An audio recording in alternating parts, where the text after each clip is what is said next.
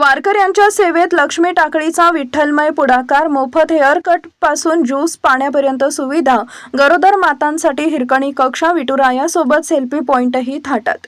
वारकरी म्हणजे विठ्ठलाचं रूप आणि वारकऱ्याची सेवा म्हणजे विठ्ठलाची सेवा ही भावना मनात ठेवत पंढरपूर तालुक्यातील लक्ष्मी टाकळी ग्रामपंचायतीनं आषाढी वारीत वारकऱ्यांसाठी अनोखा सेवा यज्ञ उभारलाय। पंढरपूर शहरातील ठाकरे चौक परिसरात लक्ष्मी टाकळी ग्रामपंचायतीच्या वतीनं वारकऱ्यांसाठी विविध मोफत सुविधा उपलब्ध करून देण्यात आल्यात। मोफत हेअर सलून, कपडे इस्त्रीची मोफत सुविधा, तहानलेल्या वारकऱ्यांसाठी पाणी आणि ज्यूस, तसेच महिला वारकऱ्यांसाठी विशेषतः गरोदर मातांना विश्रांती घेता यावी यासाठी हिरकणी कक्ष उभारण्यात आला आहे। एवढंच नव्हे तर विठुरायाच्या मूर्तीसोबत आठवणींचे क्षण टिपता यावे यासाठी आकर्षक सेल्फी पॉइंट देखील उभारण्यात आलाय। लक्ष्मी टाकळी ग्रामपंचायतीच्या या अनोख्या सेवाभावी उपक्रमाला वारकरी आणि भाविकांकडून उत्स्फूर्त प्रतिसाद मिळत असून सेवा अशी असावी तर लक्ष्मी टाकळी ग्रामपंचायतीसारखी अशी भावना भाविकांमधून व्यक्त होत आहे। मात्र या सेवाभावी उपक्रमासोबतच ग्रामपंचायतीनं प्रशासनाच्या निधी वाटपातही नाराजी व्यक्त केली आहे। पंढरपूर शहरालगत असलेल्या लक्ष्मी टाकळी इथं हजारोंच्या संख्येनं भाविक दाखल होत असतानाही ग्रामपंचायतीला तुलनेनं तुटपुंज निधी मिळत असल्याची खंत पदाधिकाऱ्यांनी व्यक्त केली आहे। लक्ष्मी टाकळी परिसरातही मोठ्या संख्येनं वारकरी आणि भाविक येत असल्यानं त्यांच्या सेवेसाठी प्रशासनानं ग्रामपंचायतीला अधिक निधी उपलब्ध करून द्यावा अशी मागणी यावेळी करण्यात आली आहे।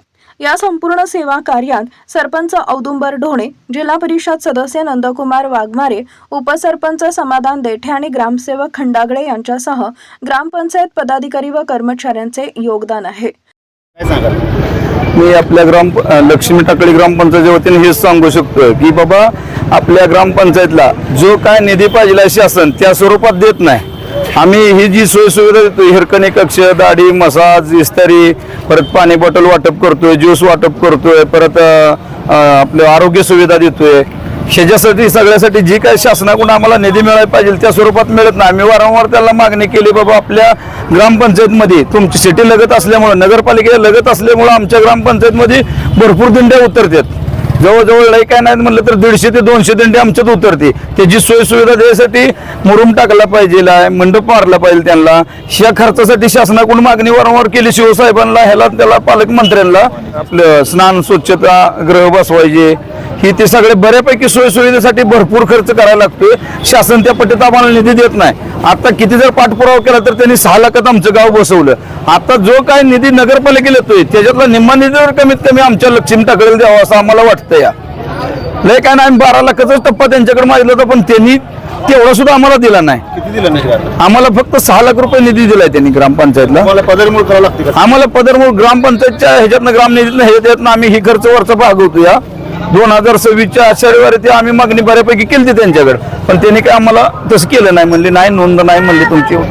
शासनाला आमची एवढीच मागणी आहे की बाबा त्यांनी आम्हाला जास्तीत जास्त निधी देऊन आमच्या स्वच्छतेसाठी, आता ह्याच्यात आम्हाला हाही मुरुम टाकून तेवढा सुद्धा खर्च भागला नाही, पण आता जी स्वच्छता करायची आहे, परत दिंड्या गेल्यानंतर जी स्वच्छता असते त्याला सुद्धा एवढाच खर्च आहे। शासनानं त्या पद्धतीत आम्हाला काहीतरी विचार करून थोडा निधी द्यावा।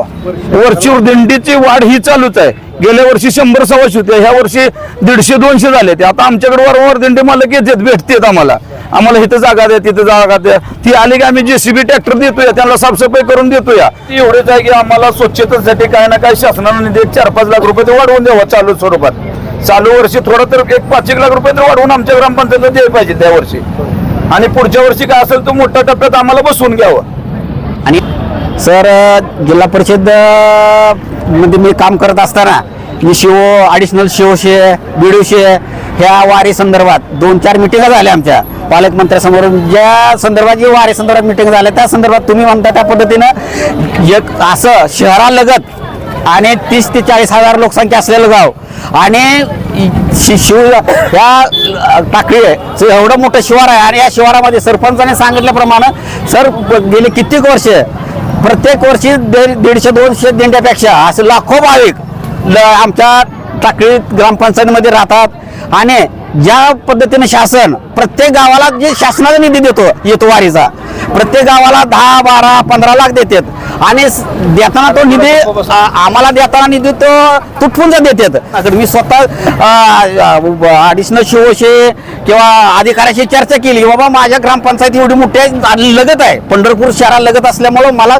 एवढा निधी नाही किंवा रस्ता नाही, पाण्यासाठी सोय नाही किंवा मुरुम टाकण्यासाठी आम्हाला जी शासनाचा निधी तुम्हाला खर्च करण्याने येतो त्यासाठी आम्हाला काय निधी द्या. पण त्याने फक्त शिवसाहेबांनी सांगितले फक्त 10% वाढीव निधी दिला, पण प्रत्येक गावाला 12 ते 15 लाख देतात आणि ती हा निधी देताना त्याने ह्या वर्षी तर कमी दिला असला तर ह्या आमचा विचार पुढच्या ह्याच्या संदर्भात खरंच त्यांनी स्वतः सर्वे करून किंवा आमच्या ग्रामपंचायती बॉडीशी सगळ्याशी संपर्क साधून लोकसंख्या किती आहे किंवा येणारा निधी आणि येणारा वारकरी आणि आम्ही देणारा त्यांना सेवा सुविधा याचा विचार करून शासनाने यापुढील खरंच निर्णय घ्यावा.